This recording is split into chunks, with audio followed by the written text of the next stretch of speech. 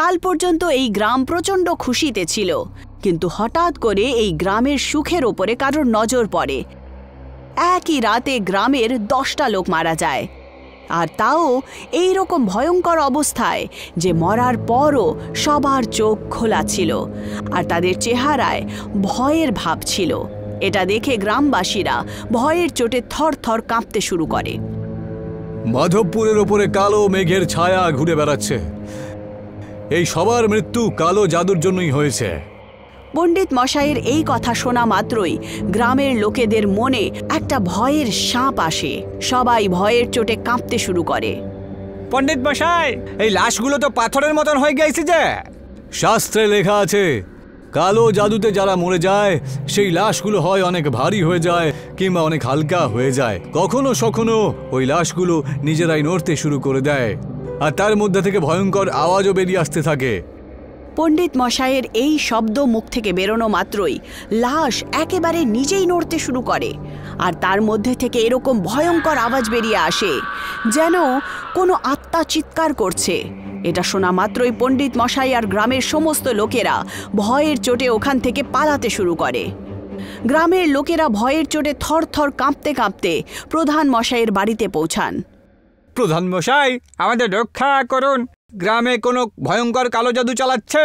হ্যাঁ প্রধান মশাই, এক রাত্রে আমাদের গ্রামের 10টা লোক মারা গিয়েছে, আর ওদের শরীরে এমন অদ্ভুত ধরনের সব চিহ্ন রয়েছে যেন ওর মধ্যে কেউ কালো জাদু করে দিয়েছে বটে। হ্যাঁ, এই খবর আমিও পেয়েছি, ঠিক কথা। যে কালো জাদু ঠিক কে করছে একবার নামটা বলুন প্রধান মশাই, ওকে আমরা জীবন্ত ছাড়বো না। এসো আমার সাথে, চলো। প্রধান মশাই সমস্ত গ্রামবাসীদেরকে একটা ঘন জঙ্গলে নিয়ে যান, যেখানে লোকেরা দেখতে পায় যে একটা মহিলা গাছের নিচে বসে একটা পুজো করছে। এরকম মনে হচ্ছিল যেন উনি কালো জাদুর জাল বিছাচ্ছেন। গ্রামবাসীরা রাগের চোটে একদম কেঁপে ওঠে আর ওই মহিলার ওপরে আক্রমণ করে। এরকম কেন করছো? আমার কথা তো শুনে নাও আগে। ওই মহিলা বারবার গ্রামবাসীদেরকে আটকানোর চেষ্টা করে, কিছু বলতে চাইছিল, কিন্তু গ্রামবাসীরা তার একটাও কথা শোনে না আর তাকে সেই গাছের সাথেই বেঁধে আগুনে পুড়িয়ে দেয়। একটা ছোট্ট বাচ্চা দূরে দাঁড়িয়ে সব কিছু দেখছিল। সেই মহিলার মৃত্যুর পর গ্রামে মৃত্যুর তুফান থেমে যায়, যার কারণে প্রধান মশাইয়ের সম্মান আরও বেড়ে যায়। এখন তার মেয়ে শীতলও যুবতী হয়ে উঠেছে। প্রধান বাবু তার বিয়ে করাতে চাইছিলেন। আমি সকালে একটা ফটো পাঠিয়েছিলাম, দেখেছিস? হ্যাঁ, রিপ্লাইও তো করেছিলাম, গুড মর্নিং। গুড মর্নিংওয়ালা ফটো নয়, ছেলের ফটোর কথা বলছি আমি। মা, আমি ছেলে দেখেছি, তোমাকে দেখার কোনো দরকার নেই। কি? কে ওই ছেলেটা? নাম কি তার? কোন বংশের সে? আমরা ঠাকুর বংশের। যে কোনো আজে বাজে বংশে তোমার বিয়ে আমরা দিতে পারবো না, বুঝেছ? বাবা, অজয়ও তো ঠাকুরই। কালকে ওকে ডেকে নাও একবার বাড়িতে, ওকে আগে দেখি, তারপর আমরা সিদ্ধান্ত নেব যে বিয়েটা দেবো কি দেব না। হ্যাঁ বাবা। শীতল অজয়ের সাথে দেখা করতে যায় আর তাকে বোঝাচ্ছিল যে তার বাবার সামনে কিভাবে ব্যবহার করবে। সবার আগে তো এইসব ফালতু কাপড় পরে যাবে না বাবার সামনে। শার্টের বোতাম বন্ধ রেখো আর দাড়ি ক্লিন শেভ, যাওয়া মাত্রই পা ছুঁয়ে প্রণাম করো। আরও কিছু থাকলে বলে দাও আমাকে, মনে করে নি আমি। হ্যাঁ, যদি বাবা জিজ্ঞাসা করে যে তোমার ইনকাম কত, তাহলে কি বলবে? 15,000।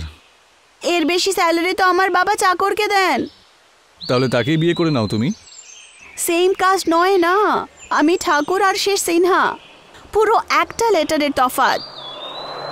অজয় শীতলের বাবার সাথে দেখা করতে মাধবপুর আসে। গ্রামে পা রাখা মাত্রই অজয়ের চোখে একটা আশ্চর্য ছায়া দেখতে পাওয়া যায়। অজয় মাধবপুরকে আশ্চর্য নজরে দেখছিল, যেন এই গ্রামের সাথে তার কোনো পুরনো গভীর সম্পর্ক রয়েছে। যাই হোক, অজয় শীতলের বাড়িতে পৌঁছায়। বাবা, বাড়িতে আর কে কে আছে? আমি একাই থাকি আঙ্কেল, কিন্তু শীতল যে বলছিল মা বাবাও তোমার সঙ্গেই নাকি থাকে।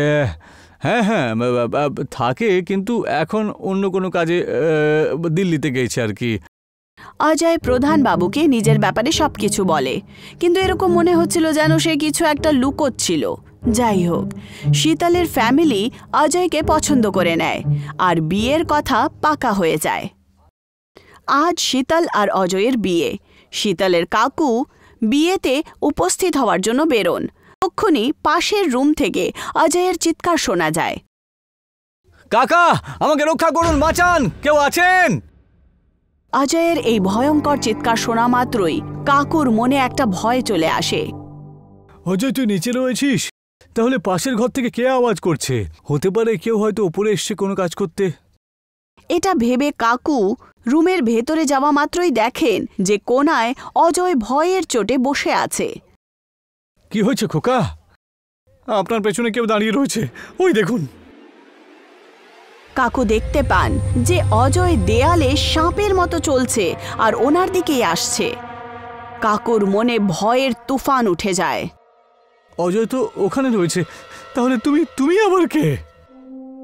অজয় কাকুকে দেখে একটা ভয়ঙ্কর হাসি হাসে। এটা দেখে কাকু ওখান থেকে পালাতে শুরু করেন, কিন্তু দরজা নিজে নিজেই বন্ধ হয়ে যায়। অজয় কাকুর ওপরে প্রচণ্ড জোরে আক্রমণ করে আর কাকু মারা যান। সবাই কাকুর অপেক্ষায় ছিল। শুভ মুহূর্ত কেটেই যাচ্ছিল। শীতল কাকুকে কল করে, কিন্তু কোনো উত্তর পাওয়া যায় না। এখন তো কাকু ফোনও তুলছেন না। প্রধান মশাই, শুভ মুহূর্ত পেরিয়ে যাচ্ছে যে, আপনি বললে বিয়ের কাজগুলো সম্পূর্ণ করতে পারি। আগে শুরু করেন আপনি। পণ্ডিত মশাই বিয়ে করিয়ে দেন।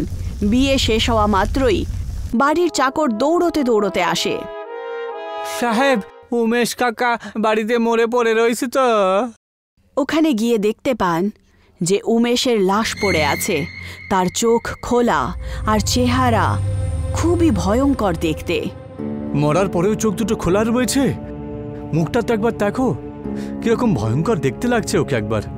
আজ থেকে 25 বছর পরে যখন এক রাত্রে গ্রামের 10টা লোক মারা গিয়েছিল, তখনই সবার চোখ দুটো এরকমই খোলা ছিল। সবার মুখগুলো এরকমই ভয়ঙ্কর দেখতে লাগছিল।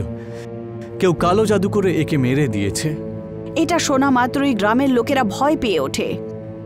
শাস্ত্রতে বলা আছে যে কালো জাদুতে যে লাশগুলো থাকে, হয় তারা খুব ভারী হয়ে থাকে বা খুব হালকা হয়ে যায়, বুঝতে পেরেছ? কখনো কখনো ওই লাশগুলো নিজেরাই নড়তে থাকে, আবার তার মধ্যে থেকে ভয়ঙ্কর আওয়াজও বের হতে থাকে। পণ্ডিত মশাইয়ের এই কথা বলা মাত্রই বিদ্যুৎ চলে যায়। হাওয়ায় একটা আওয়াজ ছড়িয়ে পড়ে। লাশ নিজে নিজে নড়তে শুরু করে আর তার মধ্যে থেকে এরকম ভয়ঙ্কর আওয়াজ বেরিয়ে আসে যেন কোনো আত্মা চিৎকার করছে। এটা দেখে গ্রামবাসীরা ভয়ের চোটে পালাতে শুরু করে। লাশের কাছে শুধু পণ্ডিত মশাই আর প্রধান বাবু দাঁড়িয়েছিলেন। এর মধ্যে থেকে তো আমার ভাইয়ের অন্তিম সংস্কারও হবে না, বুঝেছ? কি করব এখন? পণ্ডিত মশাই, কোন একটা উপায় আপনি বলুন। আপনার ভাইয়ের শরীরের মধ্যে কোন এক আত্মার ছায়া ঢুকে পড়েছে। আপনি কোনো তান্ত্রিককে ডেকে নিয়ে আসুন, ও এর কোনো না কোনো উপায় অবশ্যই বের করবেন।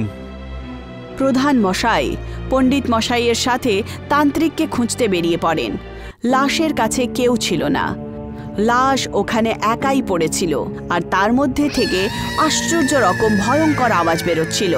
কিছুক্ষণ পর যখন প্রধান বাবু আর পণ্ডিত মশাই তান্ত্রিকের সাথে ফেরত আসেন, তখন দেখতে পান যে লাশ ওখান থেকে উধাও হয়ে গেছিল। লাশটা কোথায় গেল? এখানেই তো ছিল। অনর্থ হয়েছে। যে এই কালো জাদু করেছে ওই লাশটাকে উধাও করেছে। লাশ যদি আমার সামনে থাকতো তাহলে জানতেই পারতাম যে কালো জাদুটা কে করেছিল। সবাই চিন্তায় ডুবে যায় যে আসলে লাশ কে গায়েব করেছে, এই কালো জাদু কে করছে। রাত্রির অন্ধকার, গ্রামের সমস্ত লোকেরা ভয়ের চোটে কাঁপছিল। এখন দেখতে হবে যে এই ভয়ঙ্কর বিপত্তি থেকে কে তাদের বাঁচাবে।